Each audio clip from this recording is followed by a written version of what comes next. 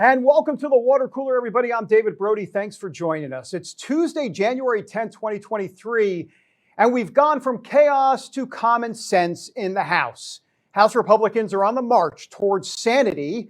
After the Democrats led the country into crazy town, the GOP passed legislation that will rescind the bulk of the IRS funding that allowed for more than 87,000 IRS agents to go into the field. Well, the draining of the swamp has begun, but let's be clear.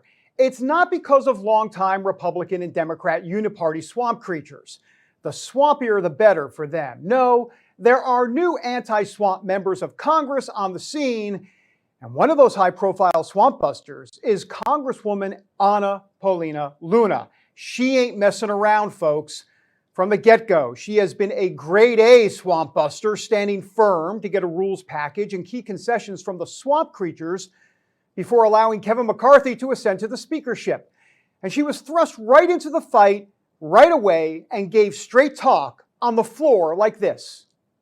And in no way, shape, or form will a Democrat ever hold the gavel to a Republican-controlled House. These discussions and dialogues have actually been good for the American people. And although the media tries to pit us against each other, I can tell you that it's been something that we need as a country. There are people that are frustrated with this process. You know, we really should expect the Congresswoman to be a fighter. She's been doing that all of her life, raised essentially by a single mom, growing up in low income in California. She's seen quite a bit. I'm pro-life, I'm pro-God, I'm pro-gun, and I'm anti-socialist. But thank you.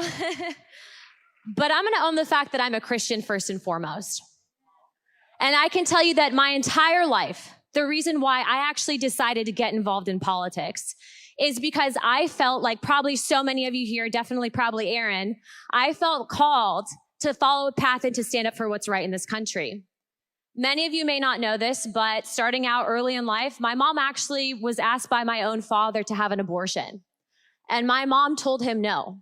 And so as a result of that, for a very long time, it was just me and my mom. My father struggled with a very severe drug addiction. My own grandmother actually died of AIDS due to heroin use. And by the time I actually was 9 years old, I had already been involved in an armed robbery and survived it. And so, folks, that chaos last week on the House floor, nothing compared to what she's been through. And as a conservative hardliner on immigration who happens to be the first Mexican-American woman elected to Congress from Florida, you can imagine the attacks that she gets. It's something she first started experiencing after a video she recorded about human trafficking on the Mexican border went viral. And because I made that video, yes, I was met with hate. I was called some of the worst racist names you could think of. I was made fun of because of the fact that I'm lighter skinned. They said that I was actually whitewashed, that I was too white to be Hispanic. They even called me a coconut, which I have a little bit of a sense of personality. So I said I'm more like a vanilla wafer, and they didn't like that. But the point is that when you are standing up for what's right, you will always be met with hate. You will always be met with controversy. You will always be smeared, and you will always be honestly attacked because you're standing up for what your moral conviction is, which does inherently tie to you being Christians and to your belief in God. Being attacked because of boldness. Nothing new for Luna. Bold on the life issue, bold on guns, election integrity, the list goes on. When she was elected to Congress in November, even the Washington Post had to admit that she is leading a coming out party for a new MAGA generation. Of course, they had to get their liberal digs in, but what else is new? And speaking of digs, how about MSNBC recently essentially calling her a white supremacist, saying, quote, a Latina version of Representative Lauren Boebert. Luna, according to a summary of her career in the Tampa Bay Times, followed the MAGA playbook to gain political fame. She has ties to Chief Kevin McCarthy opponent, Representative Matt Gaetz, and has worked with what I consider to be a MAGA white supremacist cult, Turning Point USA. But you see, folks, these are the type of hits you get when you're not only over the target, but you go against the liberal media narrative. Oh, and yeah, one more thing too. You're also a take-no-prisoners bold swamp buster ready to get to work. And joining me now is indeed the swamp buster herself, Congresswoman Paulina Luna. Congresswoman, great to have you on the show. Thank you to have me on, and I love the meme that you guys made. That was good. We'll send it to you. We'll send you the JPEG image. Hey, So much work to be done. The House off to a great start with this bill on the IRS agents. Where's your energy and passion right now as we begin a new Congress? You know, I've been doing a lot of, I think, interpreting some of these bills for the American people because there's a lot of intense language in some of them. But one of the most surprising things is that although we did something incredible, right? We repealed 87,000 IRS agents. And by the way, taxation is theft. I don't know anyone that actually loves the IRS. The Biden White House and the Democrat-controlled Senate are saying that they want to block it.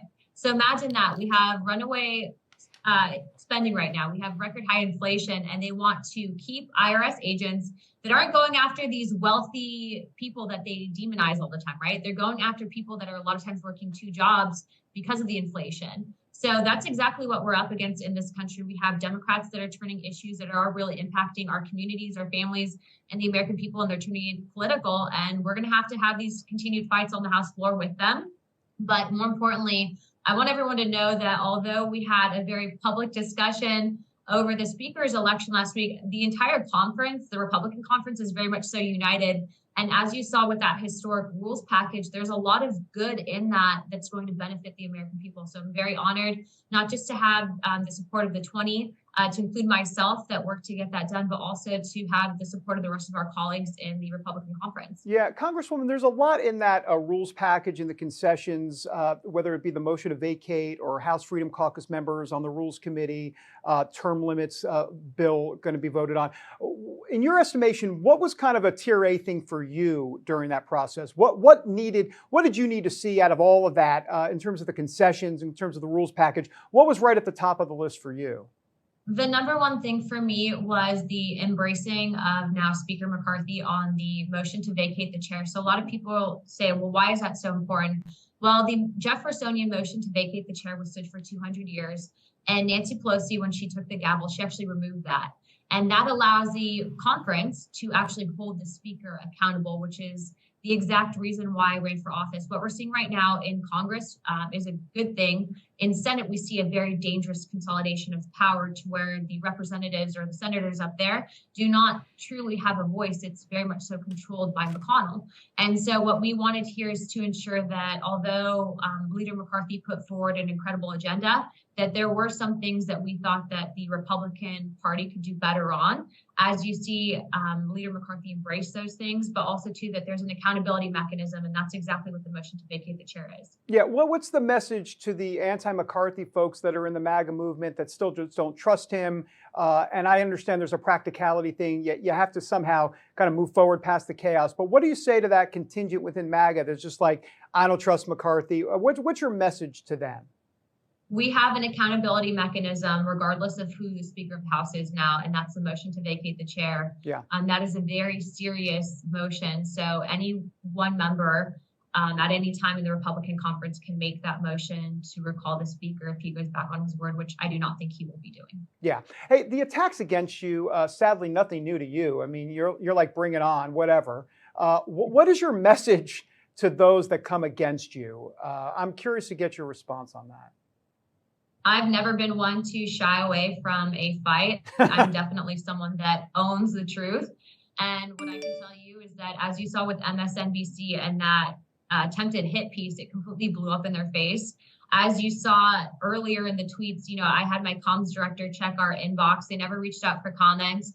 They also basically rescinded their invites to go on their stations to talk about that. But I think it's important to note that if you are a minority in this country and you step outside of the left think that they want us to be in, that they're going to attack you. So, you know, I'm under the impression of there's a lot of young men and women that look up to candidates like myself, to representatives like myself, Representative Byron Donalds. You know, we're not going anywhere. We frankly don't care what they have to say. I know that I'm on the right side of history, and you're seeing that with what recently happened in this past week. Yeah, your bills and what bills are going to come up from your office? What are you working on? What should we expect? What issues are going to be coming from you in the near future? What should people expect? Because honestly, you're bold on so many different things. On the abortion issue is so important to you. You're so pro-life, but the guns issue, election integrity. I mean, I have dinner plans. I can't list it all. But what's going to come from you at the top here? The number one thing I'm really focused on right now is taking care of our service members that were wrongfully discharged out of the military due to not taking the COVID-19 vaccine, whether it was for health or religious reasons. You know, being a service member or previous service member myself, I'm an Air Force veteran.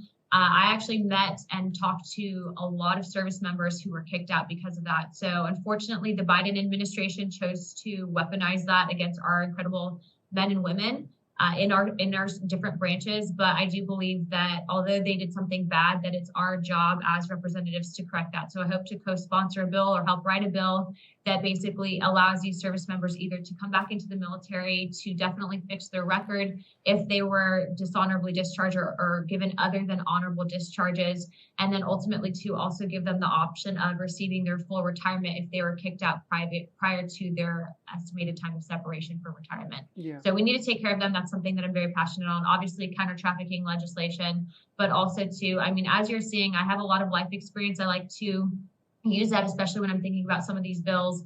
And I think as we continue to move forward right now, unfortunately, we are being blocked by Senate and also by the White House, but we can definitely set the stage for 2024. And I hope to do exactly that and also shed some light on some of the corruption. So stay tuned for the Hunter Biden laptop stuff.